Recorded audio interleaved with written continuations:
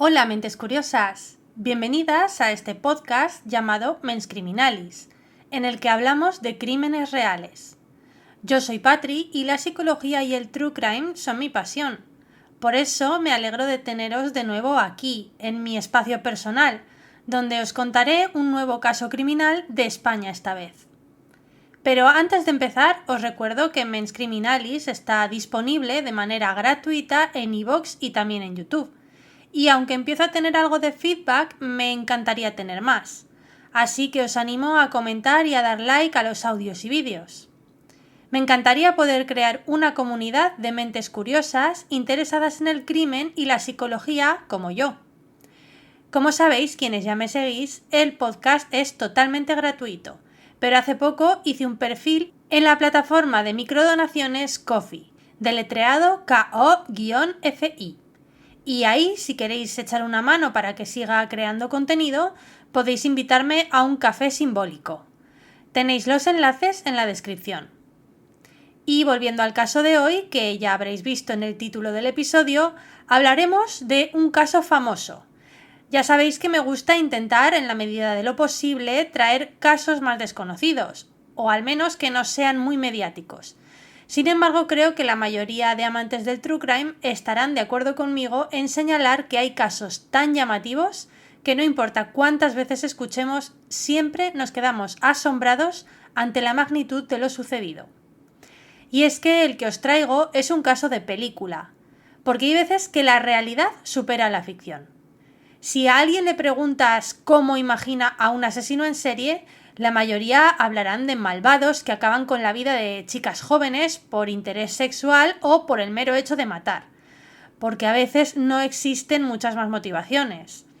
Es el perfil más destacable, el del monstruo que ataca a la víctima vulnerable, el que lleva a una persecución policial con giros y sorpresas, y que al final termina con el malo en prisión. Esas son las pelis que nos gustan. Pero en la realidad, ese hombre malo ha burlado a la justicia en otro país. Ha actuado con impunidad, destrozando la vida a varias familias y privando, en este caso, a 2 jóvenes de la vida que merecían vivir. Y lo peor de todo es que la policía ha cometido errores imperdonables, que no solo han llevado a una persona inocente a prisión, sino que han permitido que haya más víctimas que podrían haberse salvado. Este caso es largo y complejo, aunque sea de sobra conocido. Por eso, de antemano me disculpo si hay algo que no se entiende con claridad o si hay algún error. Ya sabéis que uso fuentes públicas y cuando se habla mucho y durante mucho tiempo de un caso, es fácil que haya bulos e información tergiversada. En cualquier caso, hoy os traigo el tristemente célebre caso de Rocío Baninkoff y Sonia Caravantes, y también de su asesino Tony King.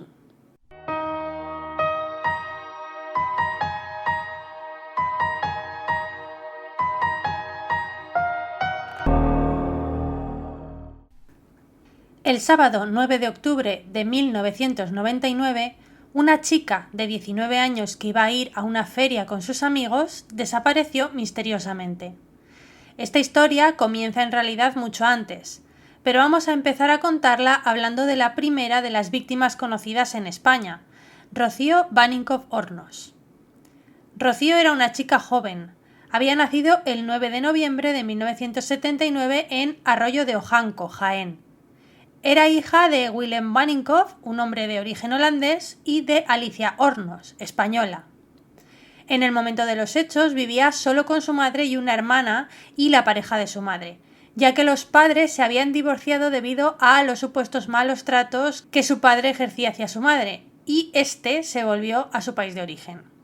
Es relevante el hecho de que cuando Rocío tenía unos 3 años, su madre inició una relación sentimental con una mujer llamada Dolores Vázquez, y se trasladaron a vivir a Mijas, en la costa de Málaga.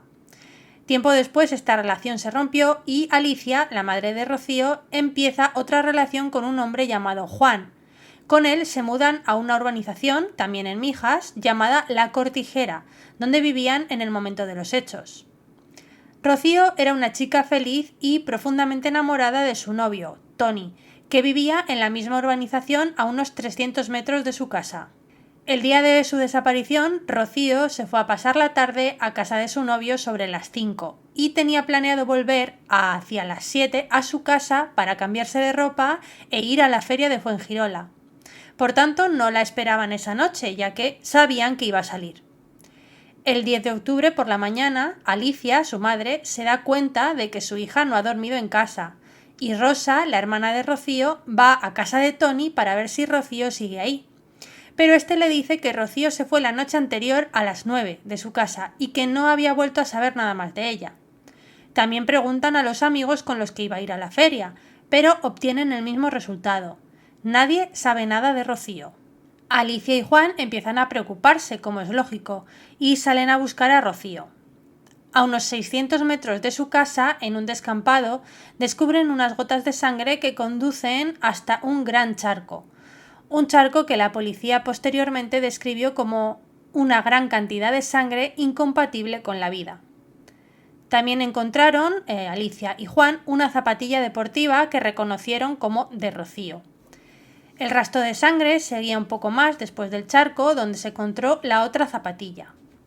Es entonces cuando llaman a la policía, que, debido a la gravedad de los hallazgos, comienzan a investigar de inmediato. Rocío era mayor de edad y, sin otros indicios, como si los hubo en este caso, lo normal es esperar 24 horas antes de investigar una desaparición. Según las primeras hipótesis de la investigación, Rocío parecía haber sufrido un fuerte golpe que la hizo sangrar. Se encontraron alrededor del descampado un pañuelo con sangre, marcas de neumáticos y una colilla de cigarro de la marca Royal Crown, de la que extrajeron ADN. El 11 de octubre ya se hablaba del caso en todos los medios de comunicación y tanto los vecinos como la policía y la Unidad Central Operativa de la Guardia Civil, la UCO, comenzaron una búsqueda desesperada con la esperanza de encontrar a Rocío con vida.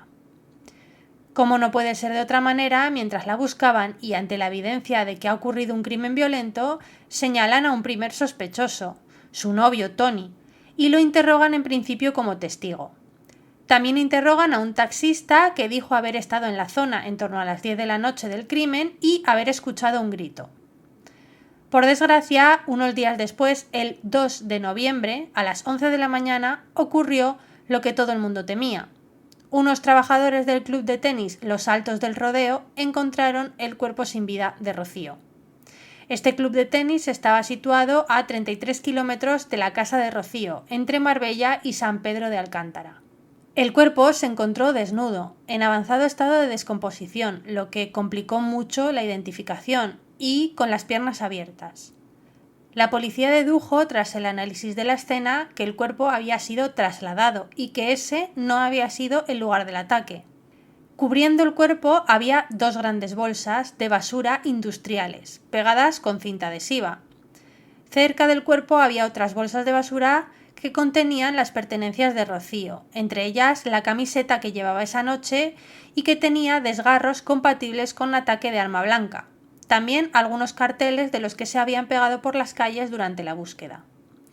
De todos estos objetos se pudo extraer ADN, aunque no se procesó de la manera que debiera, cosa que tendrá importancia más adelante.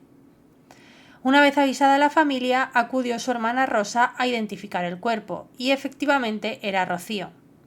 El resultado de la autopsia indicó que la joven había sufrido 8 puñaladas en la espalda y una en el pecho que de por sí era mortal. Debido a la putrefacción, no se pudo determinar con seguridad si había habido agresión sexual, aunque se sospecha que sí hubo. El funeral se celebró el 20 de noviembre en Arroyo de Ojanco, entre gran expectación mediática, y el entierro fue al día siguiente. Según palabras del novio de Rocío, Tony, a mí me señaló Alicia por primera vez en el entierro de Rocío. Tanto la familia como la policía volcaron sus sospechas en mí. Ahora, con el tiempo, veo que aquello fue un auténtico circo. Y es que, a pesar de que había ADN del criminal, no se comparó o se ignoró el hecho de que no coincidía con el del novio de Rocío, y este fue interrogado como sospechoso. En algunos medios he leído que Tony también iba a ir a la feria en la que se suponía que estaría Rocío, pero esto no tiene mucho sentido. Si hubiera ido y no lo hubiera visto ahí, habría dado la voz de alarma antes.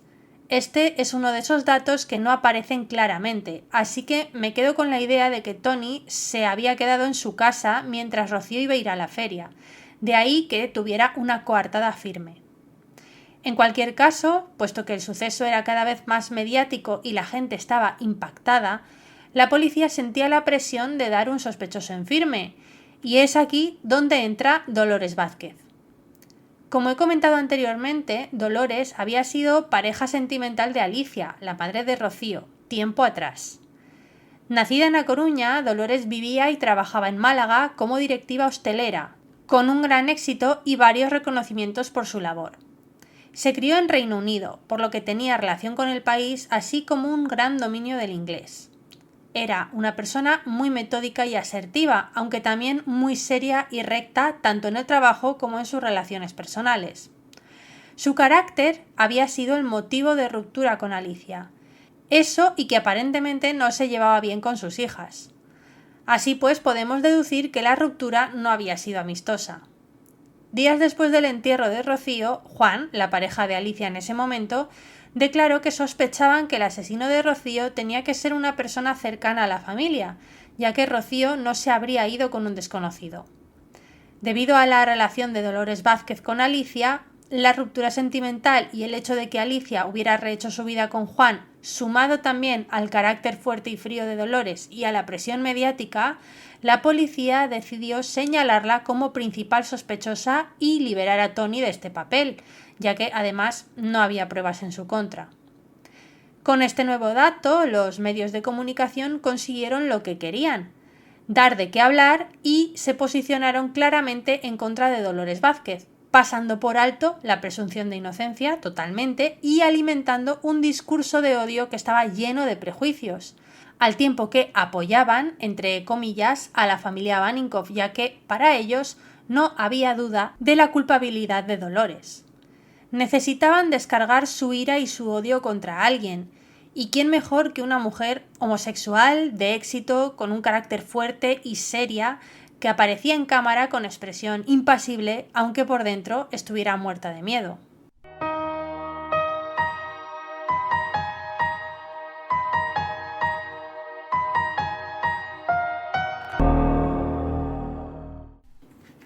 El 3 de septiembre de 2001 arranca el juicio con Dolores Vázquez como principal sospechosa y con una importante repercusión mediática. El juicio estuvo plagado de pruebas circunstanciales y manipulación del jurado, sobre todo por parte de Alicia Hornos. Entre las pruebas que se consideraron se encontraban que las ruedas de los neumáticos que había en la escena del crimen podrían ser de un coche pequeño como el de Dolores, sin especificar tipo, ni modelo, ni nada. La relación sentimental de Dolores y Alicia también fue tomada como prueba, así como que Dolores fumaba, aunque no la misma marca que la colilla encontrada junto al charco de sangre. Otras pruebas incongruentes tenidas en cuenta fueron el carácter de Dolores, que practicaba judo, que tenía una fosa séptica en su casa donde podría haber escondido a Rocío. En definitiva, un sinfín de tonterías, si me permitís el calificativo. Además, una empleada del restaurante Oasis, que era cercano a la casa de Dolores Vázquez, declaró que la noche de la desaparición Dolores fue a comprar tabaco y que, cito, parecía un poco alterada. Pese a lo inverosímil de las pruebas y a la sólida coartada de Dolores Vázquez, que si estaba comprando tabaco en un bar difícilmente podría estar asesinando a Rocío, pues fue condenada a 15 años de prisión como culpable del asesinato. Indignante es poco. Por suerte, el abogado de Dolores, Pedro Apalategui, no se dio por vencido y presentó un recurso ante el Tribunal Supremo de Andalucía, alegando la incongruencia de las pruebas y la falta de imparcialidad del jurado, consiguiendo así que, el 1 de febrero de 2002, el Tribunal de Justicia de Andalucía anulara la sentencia y ordenara la repetición del juicio con otro jurado popular diferente. Pese a esto, Dolores en ese momento ya había pasado 519 días en la cárcel, más de 1 año y medio, y además tuvo que pagar una fianza de 8.000 euros para quedar en libertad, aparte de las costas del juicio. Sin embargo, el segundo juicio contra Dolores Vázquez no se llegaría a celebrar, porque aquí es donde la historia da un giro radical, con la aparición de la segunda víctima del caso, Sonia Caravantes. Sonia era hija de José María Caravantes y Encarnación Guzmán, naturales de Coín, Málaga, aunque se habían ido a vivir a Suiza buscando una vida mejor, por lo que Sonia había nacido allí. En vacaciones visitaban Coín y a Sonia le gustaba estar allí, así que convenció a sus padres para que volvieran a vivir en esta localidad definitivamente. Entonces se mudaron y empezaron una nueva vida en una urbanización llamada Félix Rodríguez de la Fuente. Sonia era la menor de 3 hermanos y estaba cursando cuarto de la ESO, por lo que tenía 16 años o 17 en el momento de los hechos. Las circunstancias de ambos casos eran muy parecidas, ya que la noche del 14 de agosto de 2003, cuando desapareció Sonia, había ido a las fiestas de la Virgen de la Fuensanta en Coín. Había estado en las fiestas con varios amigos que después la dejaron en su urbanización, a unos 200 metros de su casa. A la mañana siguiente, su madre se dio cuenta de que Sonia no había regresado, por lo que llamó a sus amigos y estos le dijeron que la habían dejado cerca de su casa. La madre salió entonces a la calle a buscar a Sonia y cerca de la puerta de su casa encontró una de las sandalias de su hija y el bolso. Un poco más adelante, al final de la calle, encontró la otra sandalia, un mechón de pelo y un trozo de plástico rojo que parecía de un faro de coche. Muy pronto, debido a lo mediático del caso y a las evidentes similitudes, asociaron el caso de Sonia con el de Rocío.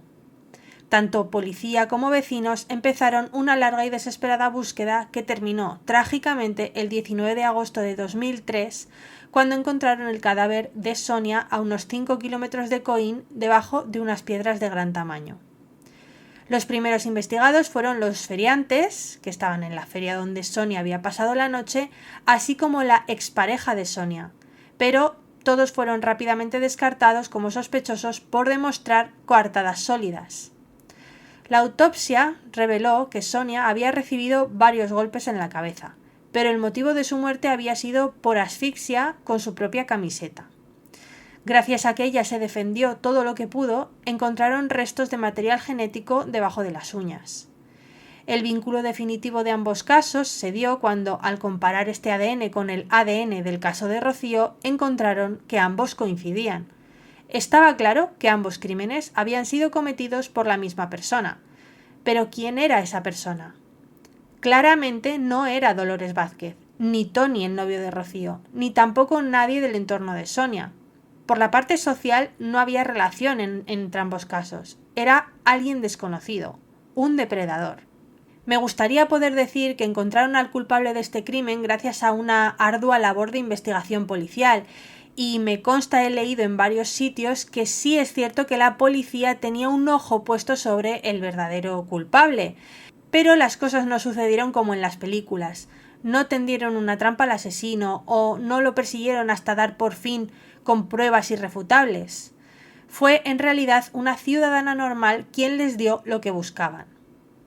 El 12 de septiembre de 2003, una mujer llamada Cecilia Pantoja, que había mantenido una relación con un ciudadano británico llamado Anthony Alexander King y con el que tenía una hija en común, acudió a la policía y declaró que había empezado a sospechar que su expareja podía estar relacionada con ambos casos. Uno de los motivos de sus sospechas era que, coincidiendo con las fechas de las desapariciones, él llegaba a casa con manchas de sangre o tenía moratones, arañazos, etc. También coincidiendo con las mismas fechas, él se iba de casa durante unos días y volvía o mostraba un estado de euforia. Cecilia entregó a la policía una prenda de ropa de Anthony Alexander King para que investigaran el ADN. Y, sorpresa, coincidió tanto con el ADN del caso de Rocío como con el de Sonia. Anthony Alexander King era un hombre nacido en Londres bajo otro nombre, el de Anthony Alexander Bromwich. En 1997 comenzó una relación sentimental con Cecilia, que en esa época vivía y trabajaba en Londres. Cuando ella se quedó embarazada de la hija que tienen en común, decidieron irse a vivir a la Costa del Sol.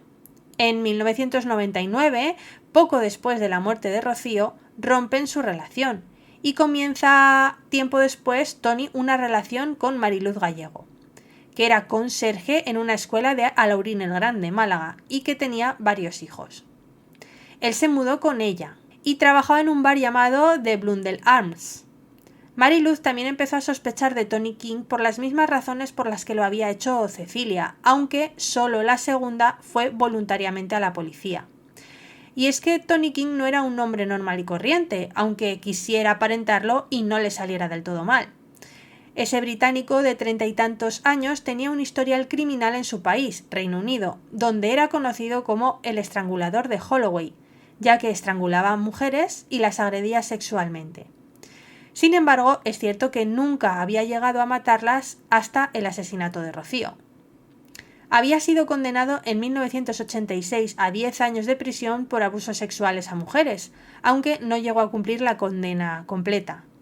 En 1991 volvió a entrar en prisión por robo a mano armada, saliendo en 1996 y cambiando entonces su apellido por King, para iniciar una nueva vida sin tener antecedentes penales, algo que me parece increíble que pueda ser permitido.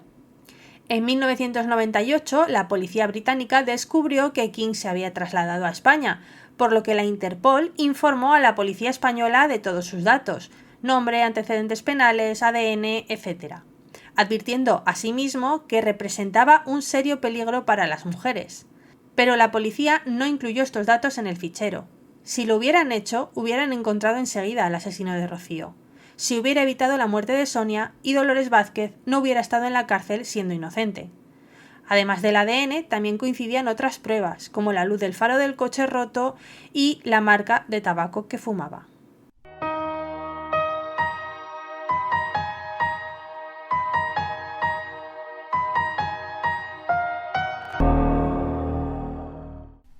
El juicio contra Tony Alexander King por el asesinato de Rocío Baninkoff se celebró a finales de 2006 en la Audiencia Provincial de Málaga.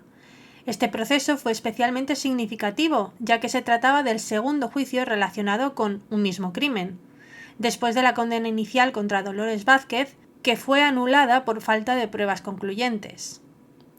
El juicio comenzó el 20 de noviembre y estuvo marcado por la tensión desde el inicio.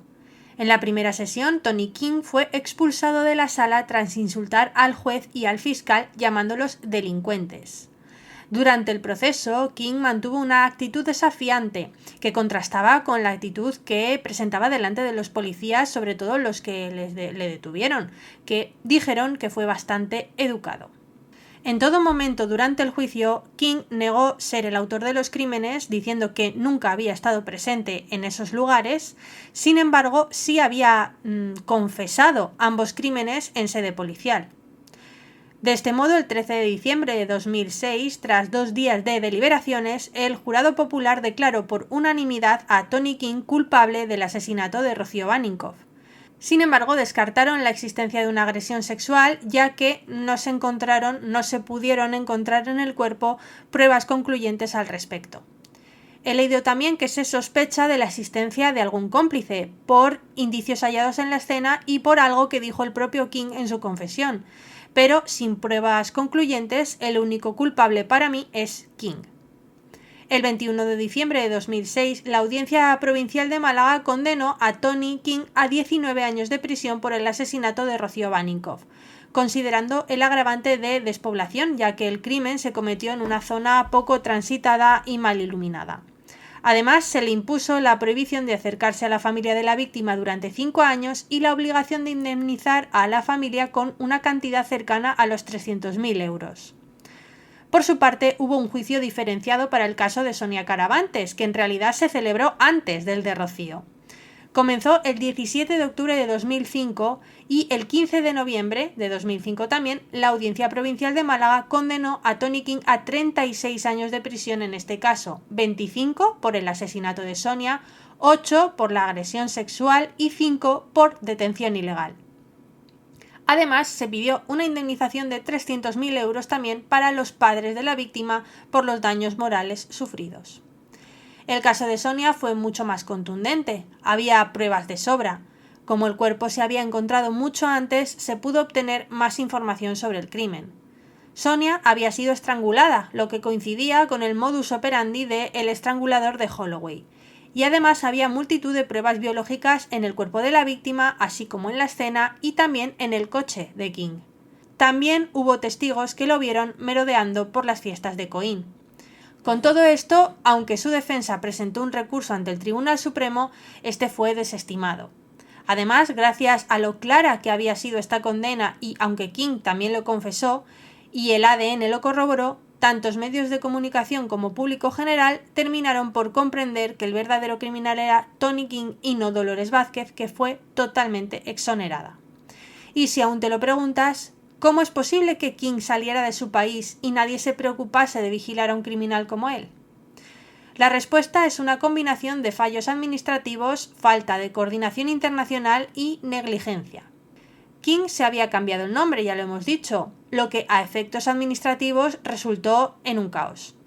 Los cuerpos policiales en aquella época estaban desincronizados y no había fluidez de información entre Reino Unido y España.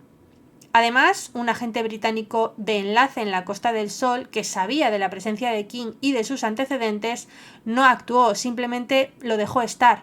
Y esto, por suerte, aunque tarde, le costó un despido por negligencia. Y es que King, mientras vivía en Málaga, trabajaba en una discoteca y tenía contacto con menores, algo impensable dado su historial. De hecho, tuvo incluso incidentes sospechosos antes de los crímenes de Rocío y Sonia, pero no fue investigado a fondo. En definitiva, este caso es un ejemplo trágico de cómo la desconexión entre sistemas judiciales y policiales internacionales puede costar vidas. Hoy, gracias en parte a este caso, existen bases de datos y sistemas europeos como el ECRIS, Sistema Europeo de Información de Antecedentes Penales, que a día de hoy habrían alertado a tiempo. Por otra parte, aunque sabéis que nunca hay justificación para ninguno de los crímenes que relato en este podcast, siempre me gusta indagar en la psique del culpable, buscar un motivo que lo haya convertido en lo que es, un monstruo. Y sobre King hay algunas cosas que decir. Algunos expertos afirman que se trata de un psicópata y si queréis saber más sobre este tema hay un capítulo especial de Mens Criminalis en la primera temporada dedicado a esto, a la psicopatía. Sin embargo, yo personalmente me inclino por clasificarle más como sociópata, que tiene relación con el llamado trastorno de personalidad antisocial y creo que encajaría mejor en él. Los sociópatas desarrollan el trastorno debido a problemas en la infancia, como malos tratos, entorno violento, abusos, etc. También podríamos decir que King tiene rasgos narcisistas debido al estado de euforia que dicen que mostraba tras los crímenes las personas que vivían con él, y también el hecho de que sus crímenes fueran mediáticos, que le hacía sentir más importante. De este modo conseguía un reconocimiento, por llamarlo de alguna manera, y es que estas personas narcisistas, antisociales, siempre buscan sentirse superiores y más inteligentes, por ejemplo, que la policía, porque si no le descubren es que es más listo. Diversos medios de comunicación buscaron en la infancia de King, quizá intentando hallar sus motivaciones, como es mi caso, o quizá simplemente buscando datos jugosos con los que llenar artículos. Pero el caso es que encontraron información algo confusa. Algunos medios dicen que fue criado por sus abuelos maternos, a quienes consideraba sus padres, hasta la adolescencia, cuando descubrió que su hermana mayor era en realidad su madre biológica. Una situación alarmantemente parecida al caso de Ted Bundy. Pero vamos a dejar esto aparte. También se dijo que había sufrido abusos por parte de su hermano mayor. Y lo más llamativo, algunos medios dieron un dato estremecedor que ninguna fuente oficial quiso confirmar. Y es que cuando era menor de edad estuvo ingresado en un reformatorio británico por matar a 2 hombres acusados de violar a su hermana. Es importante señalar que, aunque los traumas infantiles pueden influir en el desarrollo de trastornos de personalidad, como es este caso, el de personalidad antisocial, en el caso de King, los informes psicológicos y las evaluaciones durante los juicios se centraron en su trastorno antisocial y en su falta de empatía, sin establecer una conexión directa con experiencias específicas de su infancia. Es decir, que todo esto que hemos contado es mera especulación. Por eso yo también quiero dejar claro que este perfil del que acabamos de hablar, este supuesto perfil de Tony Alexander King, es meramente especulativo. A día de hoy, Tony King sigue cumpliendo condena por sus crímenes en la cárcel de Herrera de la Mancha. A continuación, en la sección Adenda, hablaremos del ADN, la prueba que a día de hoy ha conseguido que miles, si no cientos de miles de culpables estén en prisión, y también liberar a algunos inocentes. Además, también hablaremos de algunos casos de personas acusadas injustamente que tuvieron que pasar por lo que pasó Dolores Vázquez.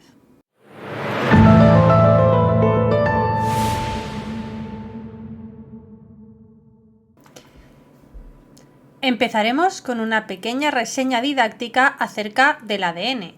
¿Qué es? El ADN o ácido desoxirribonucleico es como un código de barras biológico único que cada persona, excepto gemelos idénticos, lleva en todas sus células. En criminalística se busca comparar el ADN encontrado en la escena del crimen, que se puede extraer de sangre, saliva, semen, cabello, con el de un sospechoso o persona de interés. El pionero en el uso del ADN forense fue Alec Jeffreys, un genetista británico que en 1984 descubrió que ciertas secuencias del ADN, denominadas minisatélites, eran únicas en cada individuo, excepto de nuevo en gemelos idénticos. Este hallazgo permitió la creación de lo que hoy se conoce como huella genética. Aunque inicialmente se pensó en su aplicación para casos de inmigración y paternidad, pronto surgió una oportunidad para utilizar esta técnica en una investigación criminal. Se utilizó por primera vez este análisis del ADN para resolver el caso de Colin Pitchfork, quien había violado y asesinado a dos adolescentes, Linda Mann y Dawn Ashworth, en la localidad de Narborough, en Inglaterra. La policía detuvo a un joven de 17 años llamado Richard Buckland, que conocía a una de las víctimas y se le asoció a ella. Durante el interrogatorio, que seguramente no cumplió con todas las normas, este chico, Richard, confesó el segundo asesinato, el de la persona que conocía, pero negó el primero. No obstante, la policía no tenía pruebas físicas que lo relacionaran con los crímenes, y sus declaraciones eran inconsistentes porque probablemente, insisto, serían forzadas. Fue entonces cuando los investigadores recurrieron al recientemente descubierto análisis del ADN forense. Así descartaron a Buckland como autor de los crímenes. Entonces, con esta técnica en mano, la policía decidió realizar un barrido masivo de ADN en la zona, solicitando voluntariamente que los hombres dieran muestras de sangre y saliva. Fueron más de 5.000 hombres. Colin Pitchfork, que era el verdadero culpable, convenció a un amigo suyo para que se hiciera pasar por él y diera la muestra en su lugar. Sin embargo, este engaño fue descubierto porque un trabajador que pasaba por ahí escuchó a Colin y su amigo hacer este trato y informó a las autoridades.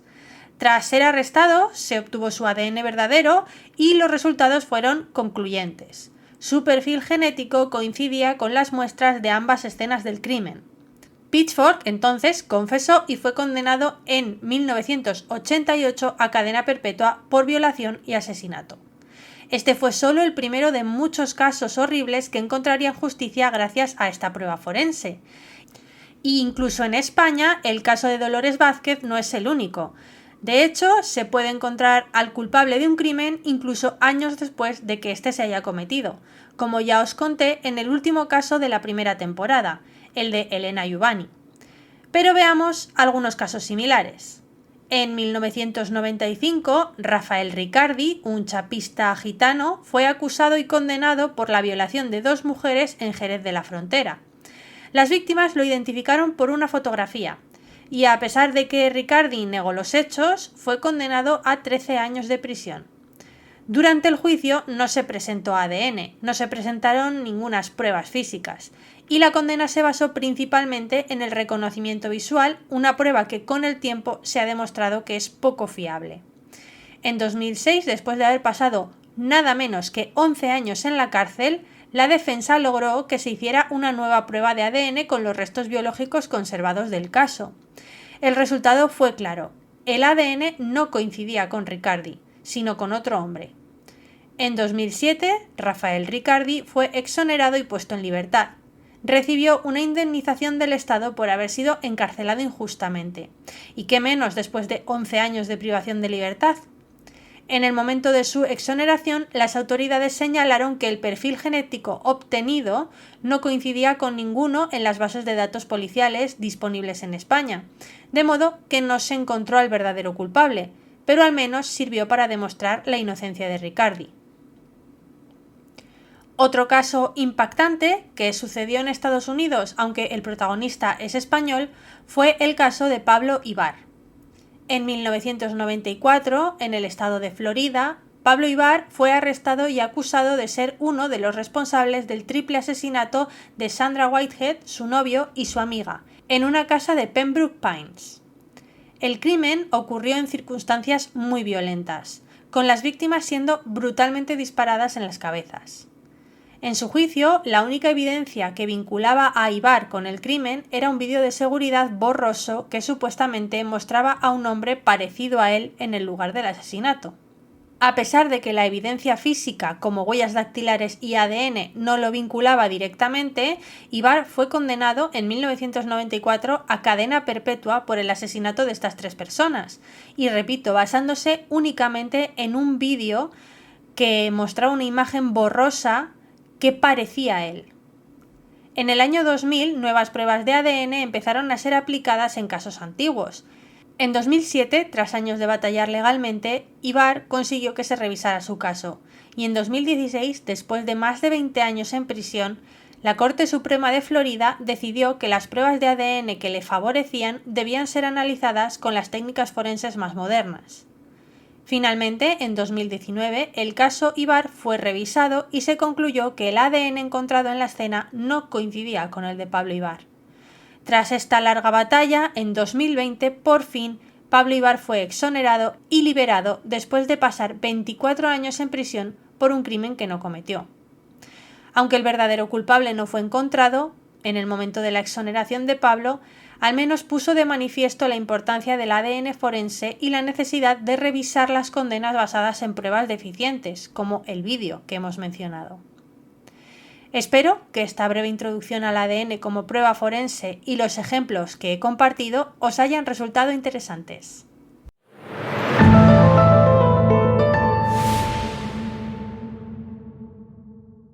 Hasta aquí el episodio de hoy. Os agradezco mucho que me hayáis escuchado y si no lo hacéis todavía, os agradecería que os suscribáis al podcast y lo compartáis para poder llegar a más mentes curiosas como las vuestras.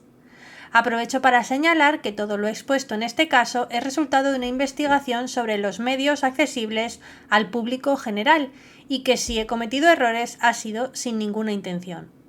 Para este episodio, además de varios artículos de prensa, he usado como documentación el documental del caso de Baninkoff-Caravantes que hay en Netflix. También vi el documental de Dolores, pero he preferido no entrar demasiado en la injusticia que se hizo con esta mujer y expresar mi opinión brevemente. Si os gusta el contenido que hago, os recuerdo que es gratis, que está en YouTube y también en iVoox y que si me regaláis un like y un comentario me ayudáis mucho. También podéis encontrar Mens Criminalis en Instagram y en TikTok. Ahí expongo los casos y también genero contenido de opinión a veces. Esto es todo por mi parte. Muchas gracias por escucharme y hasta la próxima, mentes curiosas.